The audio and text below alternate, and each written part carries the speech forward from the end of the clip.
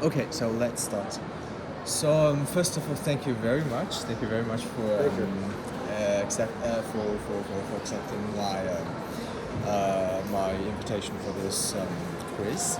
And this is basically um, service learning program of one of our courses on the EU expansion and like how we could promote the SDGs, SDG, the Sustainable Development Goals of UN, mainly about the peace and something, how we can make a small difference on campus maybe. So we have designed this quiz to discuss a little bit about the understanding of the schoolmates around us, to understand their understanding on the EU expansion. Of course, we needed some really someone from the countries of the EU, so that very glad that you're here.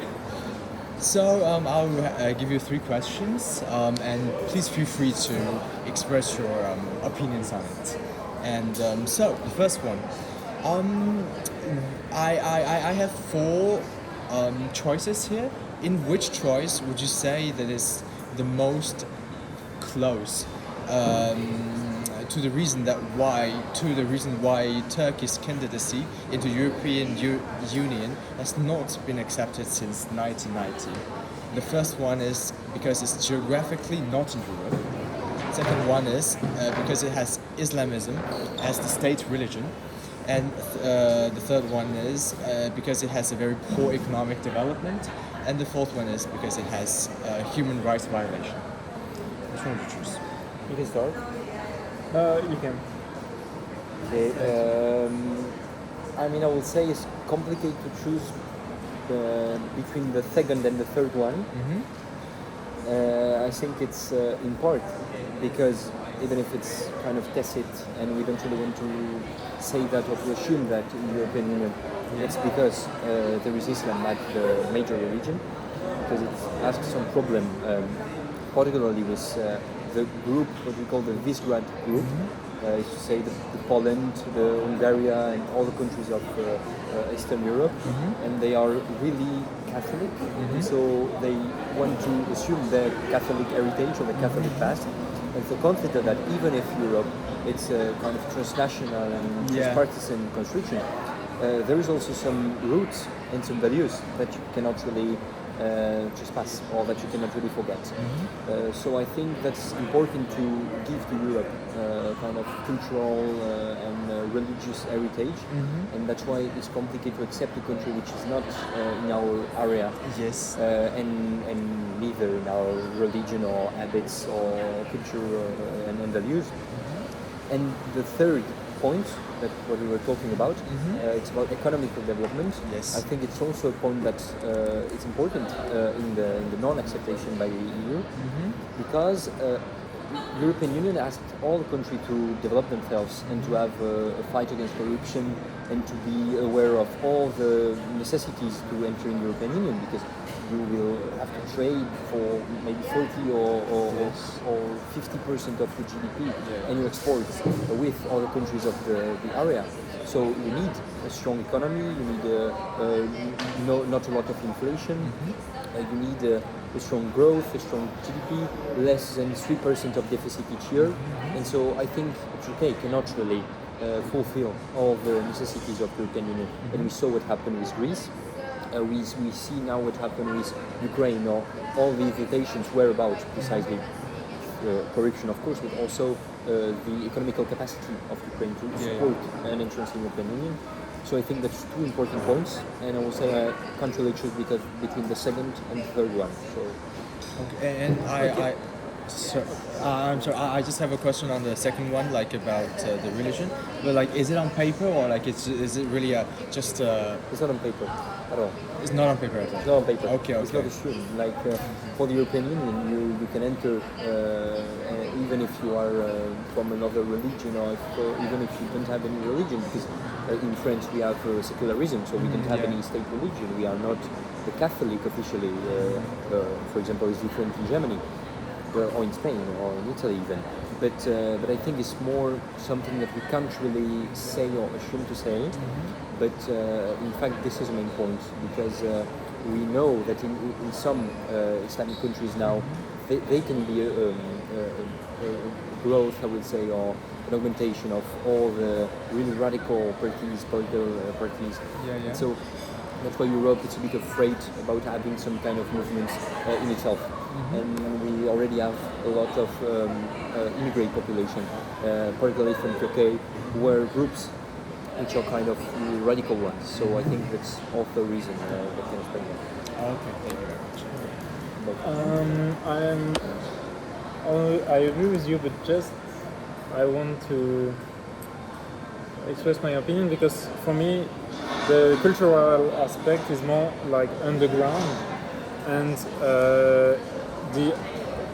in my opinion the most important reason is the human rights violation. Yeah.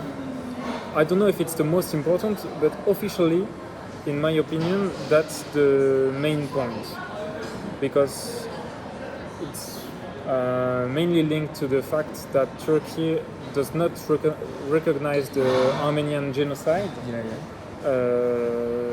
Also with the Kurds.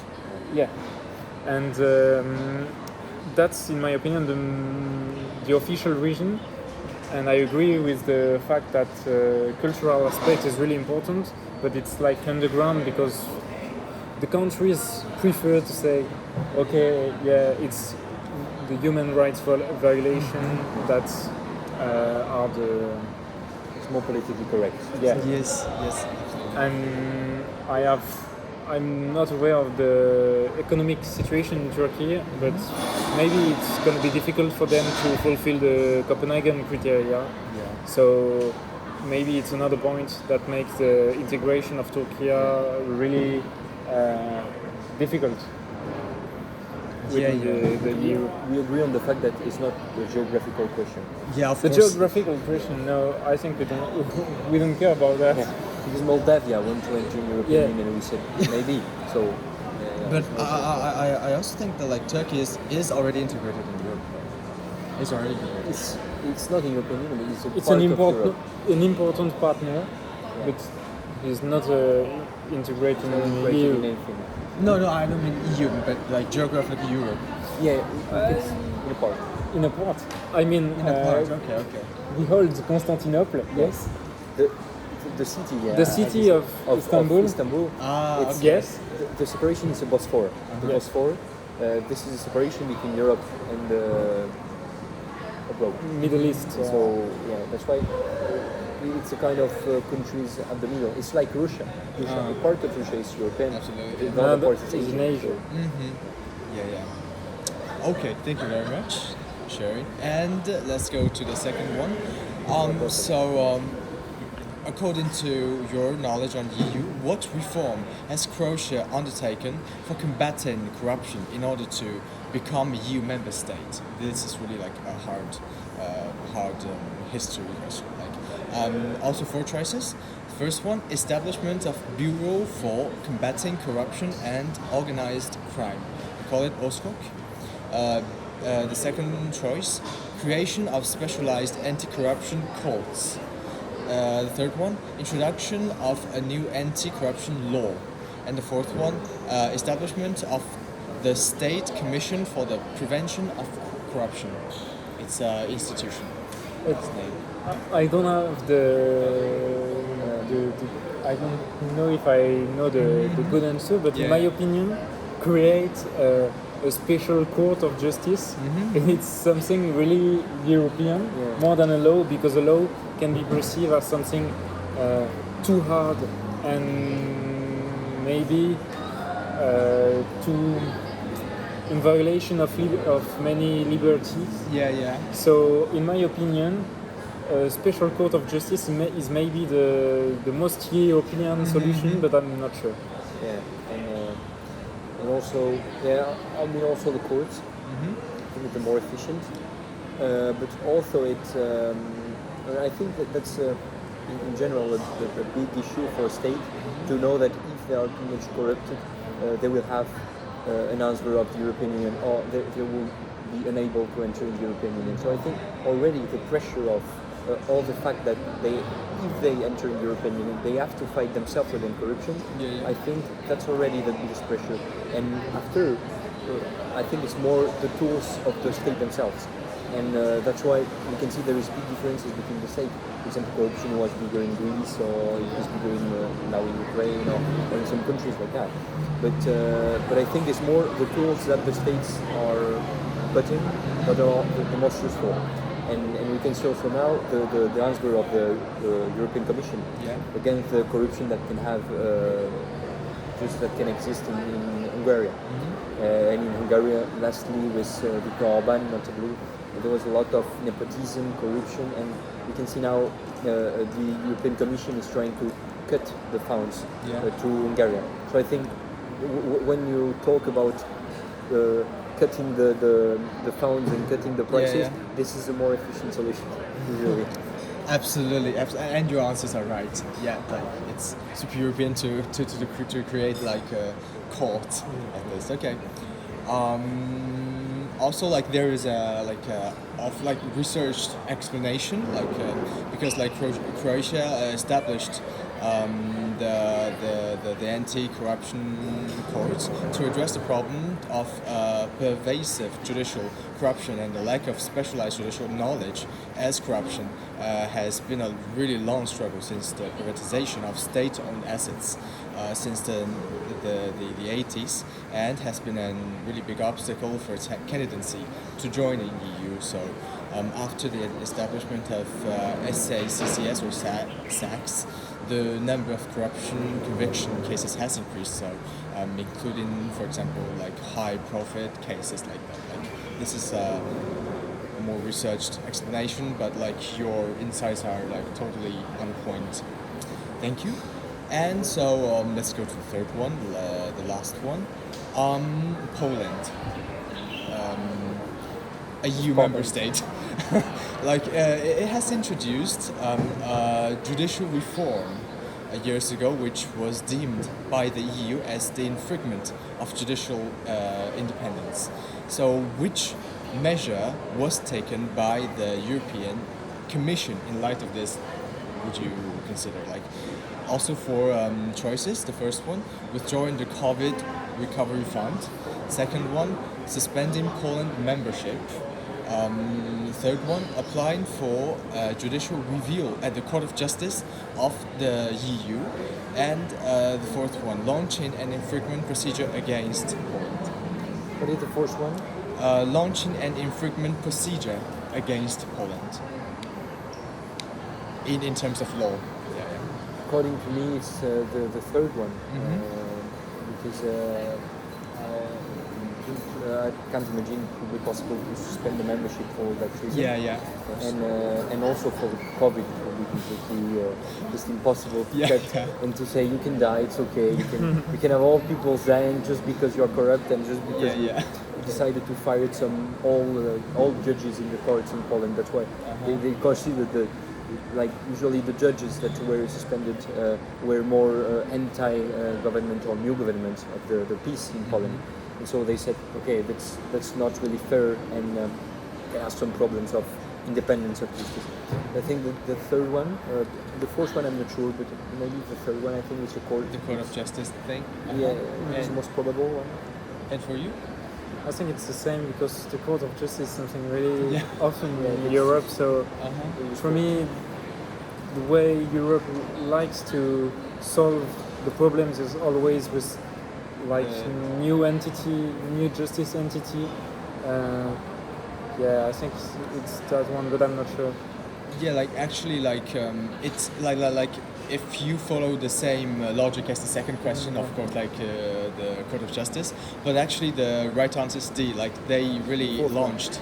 Yeah, it is the fourth one. They really launched the procedure against Poland because, like, their argument is that the European Commission,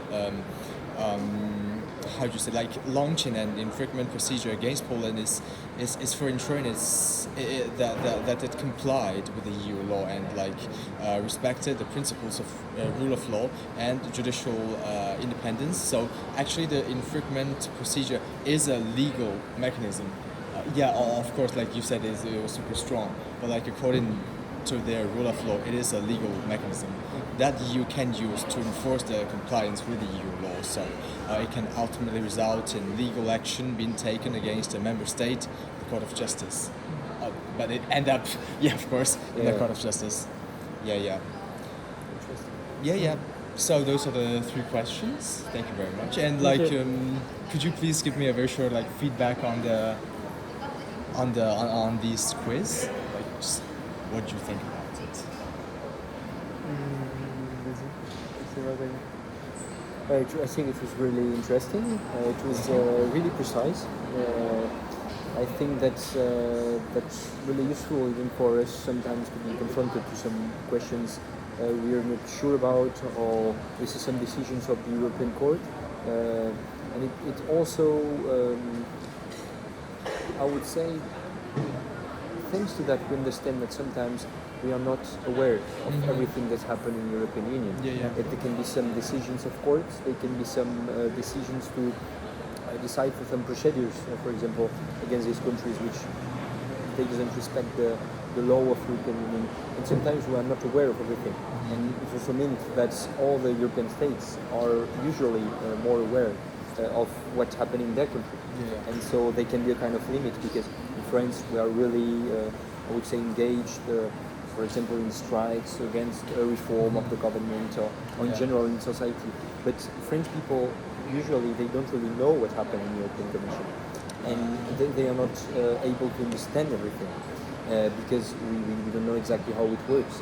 So I think that's a point even for us, and maybe it makes us think about that's what usually there is debate around that, the democratization of European Union, to say to politize the European Union, to say that if European Union is from the left wing or right wing, you can vote for the candidate directly, you can more the candidates can more embody easily what is the volunteers of the states and of the people who vote for them. So a lot of things interesting in the questions, and we liked it. I liked it. I like it too, and maybe the second and the third question are more, I would say, precise, because the first one is course. known by, I would say, almost everybody in Europe. Everybody knows that Turkey wants to join, but it's difficult, but the precise policies of a state or the commissions or the commission for a state is something really unknown within Europe. So second and third question are really interesting. Yeah, like we try to make it like harder and harder, so maybe like more and more precise. Yeah. But still, thank you very much. Thank you very much for your feedback. And like I have a small prizes for you for the participation. Yes. Like they are from EU office Thank in you. Hong Kong. It will be useful. Thank you. Yeah, I hope you like it. Thank you. Thank you. Thank you very much Thanks for a the lot. Thank you. Have a good day. Thank you.